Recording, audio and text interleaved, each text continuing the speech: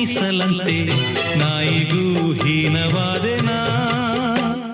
ಮಾಳಿಗೆಗೆ ಒಂದು ಬೆಕ್ಕು ಕಾವಲಂತೆ ಬೆಕ್ಕಿಗೂ ನಿತ್ಯ ಹಾಲು ತುಪ್ಪವಂತೆ ಬೆಕ್ಕಿಗಿಂತ ಕೆಟ್ಟ ಶಕುನನ. ತಿಂದೋರು ಎಲೆಯ ಬಿಸಾಡೋ ಹಾಗೆ ಹೆತ್ತೋಳು ನನ್ನ ಎಸೆದಾಯ್ತು. ಸತ್ತೋ